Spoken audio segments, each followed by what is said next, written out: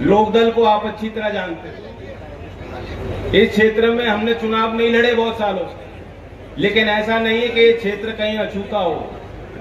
अपनेपन में और प्यार में आप लोग यहाँ आज बैठे हो, और ऐसे कभी कोई समय हो चौधरी अजीत सिंह जी के साथ खड़े होने का या चौधरी चरण सिंह जी की राजनीति को मजबूत करने का, तो ये क्षेत्र कभी पीछे नहीं रहा। बढ़ चढ़कर आपने हर कार्यक्रम में और प्रोग्राम में हिस्सा लिया है। मैं संकल्पित हूं कि जो चौधरी चरण सिंह की लड़ाई रही गरीब के लिए, वंचित के लिए, जिनकी गिनती नहीं होती थी, जो जातीय और धार्मिक आधार पर शोषण को सहन करते थे, उन लोगों को चौधरी साहब ने संगठन की ताकत दिखाई और देश के बड़े राजनीतिक गलियारों में जिन्हें कभी मौका नहीं मिलते था जाने का, घुसने का, वहां इस तरह के हरे कालीन पे जो है गांव की चप्पल को पहुंचाने का काम आपके माध्यम से, आपके सहयोग और आशीर्वाद से, चौधरी चरण सिंह के राजनीति के माध्यम से वो रास्ता लोगों के लिए बना।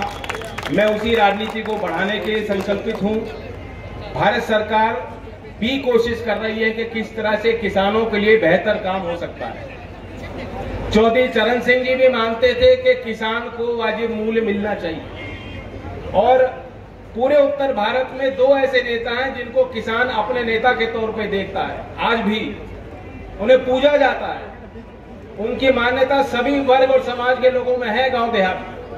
एक चौधरी छोटू राम जी और चौधरी चरण सिंह। जब हम किसान को मंडी व्यवस्था की हम उसकी बात करते हैं, कैसे अच्छा मूल्य, अपनी मेहनत का मूल्य इसको मिल सकता है, उसमें मंडी कानून का बड़ा प्रभाव है।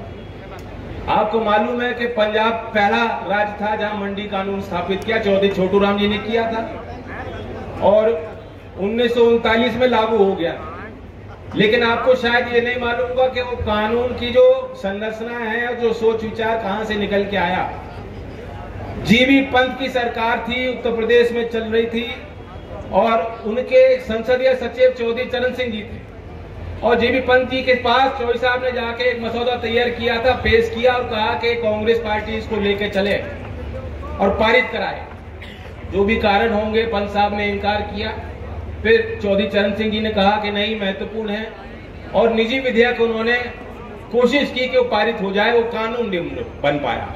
ये 1937 की बात। लेकिन चौधरी छोटू राम जी को पता लगा कि अपनी राजनीतिक ताकत को मजबूत करके सरकारों को मजबूर किया जाए कि किसान के मसौदे को सबसे आगे रखा जाए, और देश के संसाधनों के बंटवारे की जब बात होती है, विपक्ष के तो लोग कह रहे हैं कि फलाने जाति को मिलेगा, फलाने जाति को मिलेगा। मैं कहता हूं नहीं, देश के संसाधनों के बंटवारे की जब गिनती हो तो किसान को मिलना चाहिए, मजदूर को मिलना चाहिए और गरीब को मिलना चाहिए, जात पात की बात नहीं। तो हमें इन बातों का ख्याल रखते हुए 25 तारीख में मतदान करना है। कोई कमजोर फैसला मत लीजिएगा। फरीदाबाद ने तो हमेशा बढ़ के फैसला लिया। 2014 में कृष्णपाल जी को जिताया, फिर 2019 में लीड और बढ़ा दी। 2019 में तो शायद 6 लाख वोट से ज्यादा मत से अंतर से जीत के आए। 6.5 लाख में को 50,000 घटा दिया। कुछ तो ऐसे चुनाव होते जिसे 6.5 लाख वोट मिल जाए तो उतने में जीत जाता आदमी। आप 6.5 लाख वोट से जिता कर भेज रहे हैं, तो बहुत बड़ा आशीर्वाद आपने दिया है। इस चुनाव में भी आपको टटोलना है कि मुकाबला किन दो शक्तियों में है देश भर में। एक एनडीए है जिसका हिस्सा हमें, और एक इंडिया पार्टी। इंडिया पार्टियों में खिचड़ी पक रही है, खींचतान है।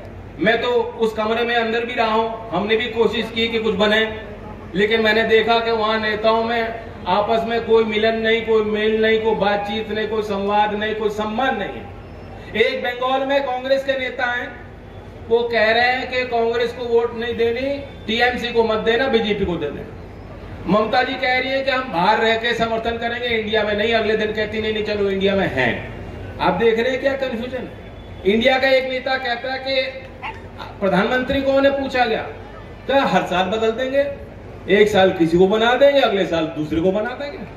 तो ऐसे तो देश चल नहीं सकता। राजनीतिक स्थिरता जहां होगी वहां देश की आर्थिक संभावनाओं को उनके पर लगेंगे, निवेश होगा। दुनिया का निवेशक आज देश को देख रहा है, एक बड़े मंडी के तौर पर देख रहा है, एक बड़े सप्लायर के तौर पर देख रहा है। यहाँ के नौजवान जो जानते हैं कि सरकारी नौकरी तो इतनी सी निकलती है, उस गिनती में उसे मौका मिले ना मिले, लेकिन निजी क्षेत्र का अपना बहुत बड़ा महत्व है। और उसमें भी जो छोटे काम करने वाले लोग हैं, जो कुटीर उद्योग हैं, उन्हें बढ़ावा देने की जरूरत है। चौधरी चरण सिंह जी यही बात कहते हैं कि जो बड़ा दिखाई देता है वो सुंदर नहीं होता। जो छोटे काम है, भारत सरकार की योजनाएं होनी चाहिए कि जो छोटे कारखाने लगा रहे हैं, जो छोटा व्यापारी है, वो जो ज्यादा रोजगार देते हैं, उन लोगों को बढ़ावा दिया जाए।